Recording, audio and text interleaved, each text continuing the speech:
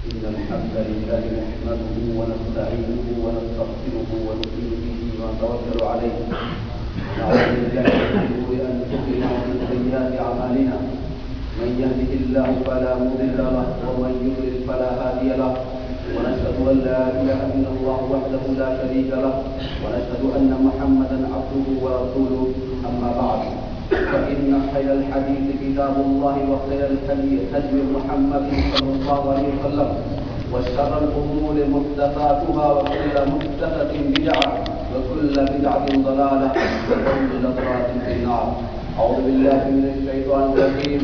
بسم الله الرحمن الرحيم.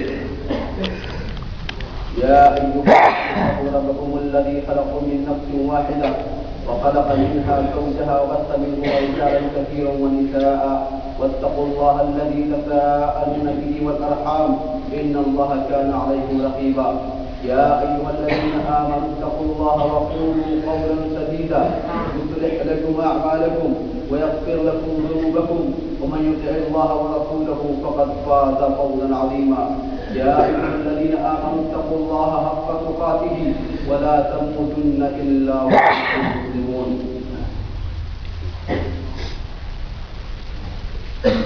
محترم بھائیوں، دوستوں اور عزیزوں،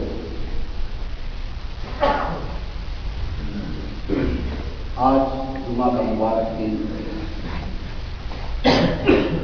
مسلمانوں کے لیے ہفتے کی عید کا دن ہے، اور آج کے دن اللہ رب العالمین نے ایک لمحہ، ایک وقت ایسا رکھا ہے کہ بندہ اگر اس سے کچھ سوال کرے، مانگے تو اللہ تعالیٰ سے پھالنا ہے۔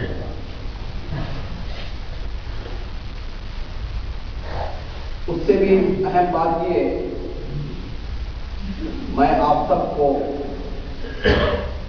مبارکباد دینا چاہتا ہوں نئے ہجری سال کی آمد پر۔ ہجری سال 1432 کی شروعات ہو چکی ہے۔ آج 4 تاریخ ہے محرم کی۔ محرم عربی سال کا یہ پہلا مہینہ ہوتا ہے اور اس کی اختتام جو ہے ذوالحجہ پر ہوتا ہے۔ میں مبارکباد دینے کے ساتھ یہ درخواست کروں گا کہ ہم سب اپنا محاسبہ نفس کریں۔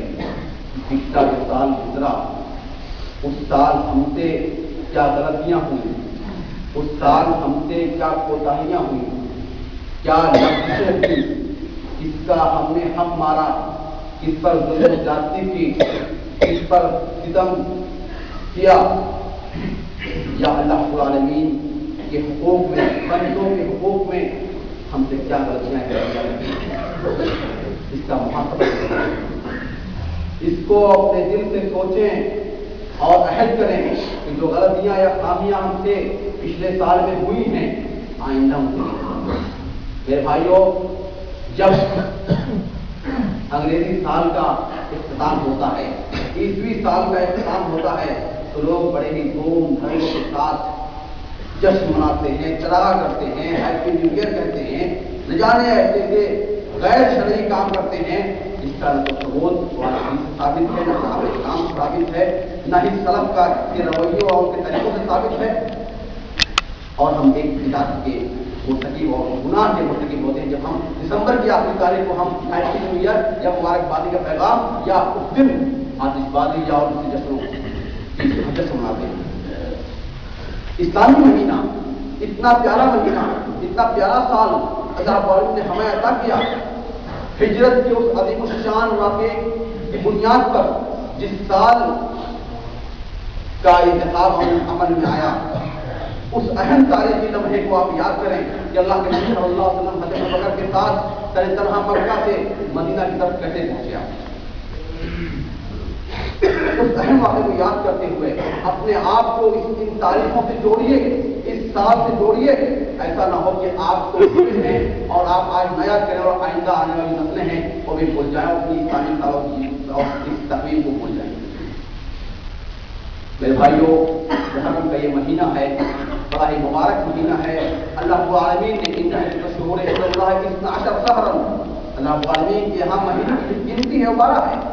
اور منہا اربعۃ حرم، 4 مہینے جو ہے حرام ہیں. حرام کا مطلب یہ ہے کہ ان مہینوں میں خوریزی، قتل، ایک دوسرے پر ظلم و ستم یا کسی طرح کا کوئی انتقام بدلہ، یہ قطعی طور پہ حرام ہے. اور اس کا حرمت کا لوگ اس زمانے کے کفار و مشرکین بھی پاک و لحاظ کرتے تھے. محرم ایک مہینہ ہے، دوسرا مہینہ رجب کا ہے، تیسرا اور چوتھا مہینہ یہ خالہ ذوالحجہ کا ہے. یہ 4 مہینے حرام. اس کے بعد جو محرم کا جو مہینہ کی شروعات ہم آپ کرتے ہیں، آئیے ہم دیکھیں کہ اللہ کے نبی صلی اللہ علیہ وسلم کا، صحابہ کرام کا اس مہینے میں کیا طریقہ تھا. میرے بھائیوں، نبی پاک صلی اللہ علیہ وسلم جب مدینہ گئے تو آپ نے یہودیوں کو 10 محرم کا روزہ رکھتے ہوئے پایا. 10 محرم کا روزہ رکھتے ہوئے پایا. پوچھا آپ نے کہ بھائی روزہ کیوں رکھتے؟ یاد ہے کہ یہودی جب نبی کرم صلی اللہ علیہ وسلم مدینہ تشریف لے گئے تھے، اس وقت یثرب کے ارد گرد 3 قبیلے آباد تھے یہودیوں کے، بنی قینقاع، بنی نضیر اور بنو قریظہ. یہ 3 قبیلے آباد تھے. جب آپ پہنچے تو ان کو دیکھا کہ 10 محرم کا روزہ رکھتے ہیں. ان سے اس کی حقیقت دریافت کی تو انہوں نے کہا کہ موسیٰ علیہ السلام کو آج ہی کے روز اللہ رب العالمین نے فرعون پر فتح کی، جیت عطا کی تھی. بنو اسرائیل کو فرعون اور اس کے ظالم فوج سے نجات دی تھی. اللہ رب العالمین کی شکرانے کی خاطر اس دن ہم آج روزہ رکھتے ہیں. اللہ کے نبی صلی اللہ علیہ وسلم کو سننا تھا. آپ کا ارشاد سماعت فرمائیے. اللہ کے نبی صلی اللہ علیہ وسلم نے کہا کہ فَنَحْنُ أَحَقُّ وَأَوْلَىٰ بِمُوسَىٰ مِنكُمْ، موسیٰ میرے بھائی ہیں اور میرے رسول سے میں بھی رسول ہوں، اور ہم مسلمان زیادہ حقدار ہیں، زیادہ بہتر ہیں کہ موسیٰ علیہ السلام کی اس چیز و اس پد پہ ہم اللہ رب العالمین کا شکر ادا کرنے کے لیے روزے رکھیں.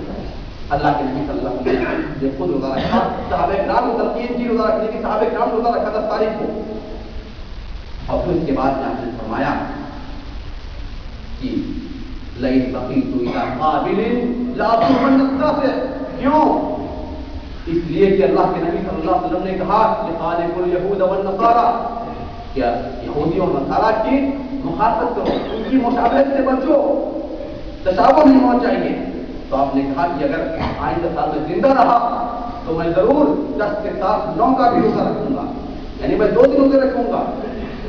میرے بھائی ایک دوسری جگہ پر اللہ کے نبی صلی اللہ علیہ وسلم نے ارشاد فرمایا کہ افضل الصیام بعد رمضان شهر الله المحرم. امام مسلم رحمہ اللہ نے ذکر کیا ہے اپنے صحیح کے اندر کہ رمضان کے بعد سب سے زیادہ جو افضل روزے ہیں وہ محرم الحرام کی. اللہ کے نبی صلی اللہ علیہ وسلم اور صحابہ کرام کا معمول تھا وہ یہ تھا کہ کثرت کے ساتھ اس مہینے میں روزہ رکھتے تھے اور اپنے حصے میں، اپنے نام اعمال میں نیکیوں کا ذخیرہ کیا. پھر اس کے بعد میں اس لیے کہ افضل قرار پایا کہ یہ مہینہ نہایت معظم ہے، مبارک ہے. اس سال کی شروعات بھی ہو رہی ہے اور اس میں ایک نبی حضرت موسیٰ علیہ السلام کو اس دن فتح عطا ہوئی تھی فرعون نے ظالم شخص اور اس کی قوم پر.